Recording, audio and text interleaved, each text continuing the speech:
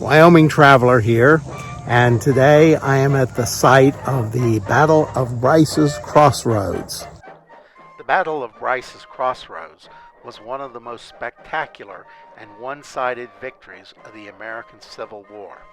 An army of 9,000 men was not only defeated, but routed by a force of less than 3,500. How did this happen, and what were the results?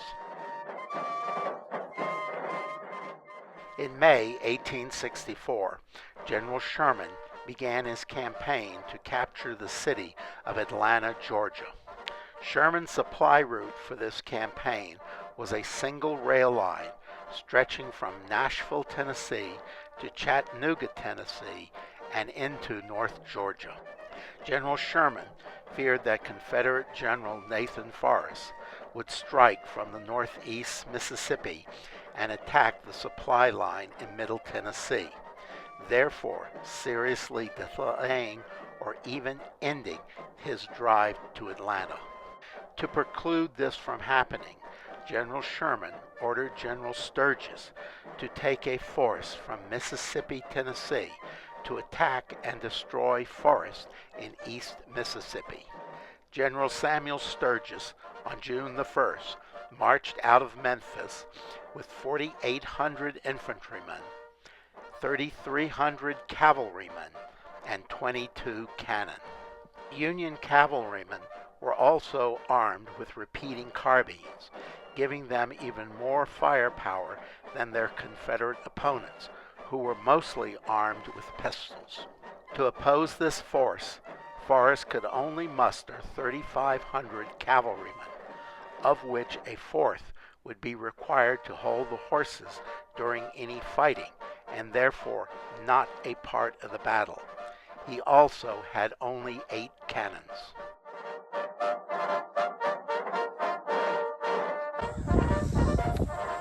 As you can see, there's not a whole lot to the battle site.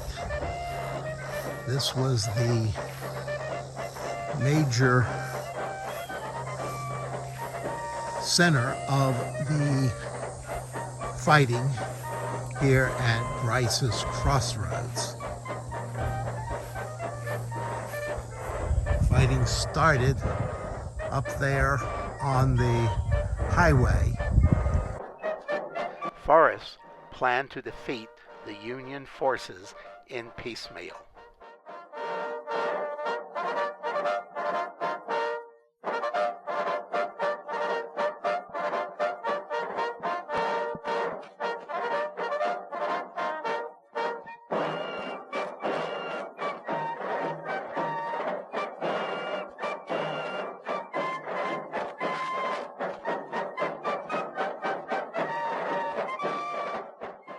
As you drive along to the battlefield site, there's various pullouts which indicate events that happened during this engagement. The map illustrates how the Confederates pushed the Union forces back to the crossroads. Because the land around the crossroads was thick underbrush and Forrest was pressing the Union cavalry aggressively, the Union commander was ignorant of how few troops the Confederates actually had. The Union cavalry had been pushed to the crossroads and were trying to hold the ridge at this junction. As Forrest had predicted, the Union cavalry were whipped. The cavalry commander told General Sturgis he could not hang on for long unless soon reinforced by the infantry. Sturgis ordered the infantry to make all haste and to lose no time in coming up. This order required them to march double quick for a distance of 5 to 6 miles in 100-degree heat. The Union infantry arrived at the crossroads totally exhausted. As the exhausted Federal infantry formed up, Forrest, who now had his entire force on the field, prepared to charge the Union line. Forrest placed his guns in line with his troopers He told his artillery commander to load the cannon with double-shot canister and join in the charge. The blue-coated infantrymen held their position for a while and even pushed back the attacking Confederates. Finally, however, the pressure of the fight and the physical exhaustion began to toll. As General Sturgis put it, order gave way to confusion, and confusion to panic. The Union troops fell back and began retreating on the road they had just come down and recrossed the bridge over the Tishomingo Creek. Along this ridge, the Confederate forces gathered for their final attack. Union forces attempted to retreat across this bridge, and even though this is not the original bridge, it is built as a replica. So you can see that the ridge was very narrow. Horses, wagons, cannons, troops could not get through. The banks are steep, and at the time the creek was flowing very fast and very deep. This became a bottleneck, which turned the Union retreating forces into a panic rout. This is the Tishomingo Creek today, at low water. You can see the steep banks and imagine the difficulty the soldiers had in attempting to cross it when it was overflowing with swift running water. To make matters worse, a supply wagon overturned on the bridge, blocking retreat. To escape, many soldiers jumped into the creek, losing what equipment they still had, and resulting in several men drowning. Forrest gave the retreating Federals no rest. The pursuit lasted until dark and was resumed at 1 o'clock in the morning the next day. At dawn, 20 miles from the battlefield, Forrest encountered the first organized resistance, 2 regiments of U.S. colored troops.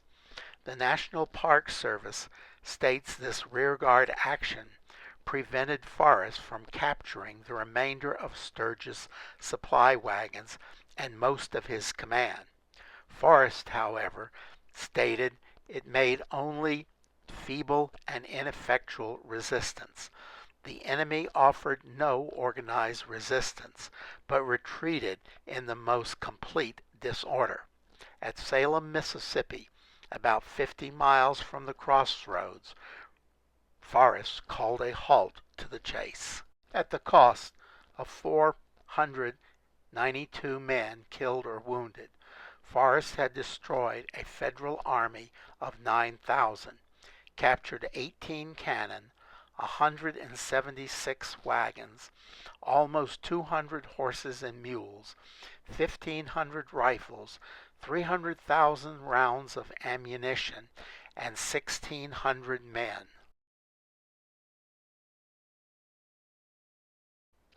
What did this stunning tactical victory accomplish?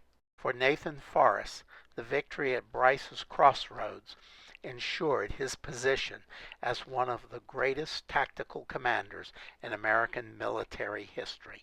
The defeat at Brices Crossroads effectively ended Samuel Sturgis's active military career for the rest of the Civil War.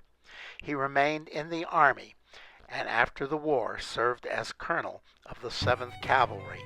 He missed the Battle of the Little Bighorn, but his ineffective leadership of the 7th in pursuit of the Nez Perce Indians resulted in his removal from that position.